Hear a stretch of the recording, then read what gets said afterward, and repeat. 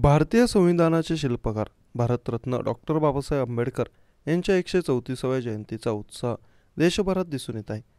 भारतातील जाती व्यवस्थेविरोधात एल्गार करून कोट्यवधींची शोषणातून मुक्त करणाऱ्या महामानवाला जयंतीच्या निमित्ताने अभिवादन केले जात आहे. भीम जयंतीच्या उत्साहासह त्यांच्या विचारांचा जागर केला जातोय. महाराष्ट्र नवनिर्माण सेनेचे अध्यक्ष राज ठाकरे यांनी डॉक्टर बाबासाहेब आंबेडकर यांच्या जयंतीनिमित्ताने खास पोस्ट लिहिली. या पोस्टमधून राज ठाकरे यांनी मराठी जनांना आव्हानही केलं आहे. राज ठाकरे यांनी आपल्या पोस्टमध्ये संयुक्त महाराष्ट्राचा लढा आणि त्याला बाबासाहेबांनी दिलेला पाठिंबा यावर भाष्य करताना मुंबईत सध्या मराठी माणसाच्या मुंबईतील स्थितीबाबत त्यांनी लक्ष वेधलं आहे. संयुक्त महाराष्ट्राच्या चळवळीत पुढे 1960ला मुंबईसह संयुक्त महाराष्ट्र झाला.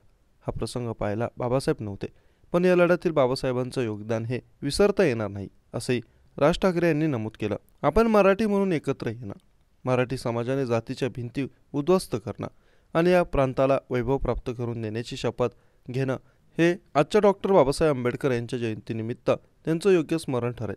अशा शब्दात राज ठाकरे यांनी बाबासाहेब आंबेडकर यांना जयंतीनिमित्ताने अभिवादन केलं आहे. भारतीय राज्यघटनेचे शिल्पकार भारतरत्न डॉक्टर बाबासाहेब आंबेडकर यांची आज जयंती. आज या जयंतीनिमित्त संयुक्त महाराष्ट्राच्या लढ्याच्या वेळेला बाबासाहेबांनी या लढ्याला कसा पाठिंबा दिला होता आणि इतकंच नाही तर मुंबईसह संयुक्त महाराष्ट्र नको म्हणून जे काही तर्क पुढे केले जात होते त्याला त्यांनी कसं सडेतोड उत्तर दिलं होतं याचं स्मरण होणं आवश्यक आहे.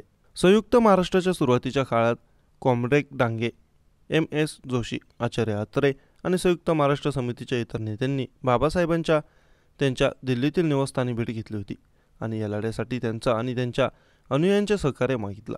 यावेळेस बाबासाहेबांनी देखील माझं शेड्यूल कास्ट फेडरेशन संयुक्त महाराष्ट्र समितीच्या पाठीशी जिब्राल्टरच्या खडकासारखा उभा राहिला असं सांगितलं होतं. इतकंच नाही तर पुढे मुंबईतील राजगृह हे संयुक्त महाराष्ट्र समितीच्या बैठकांचे केंद्र बनलं. या बैठकांमध्ये आमचे आजोबा प्रबोधनकार ठाकरे हे देखील उपस्थित असायचे.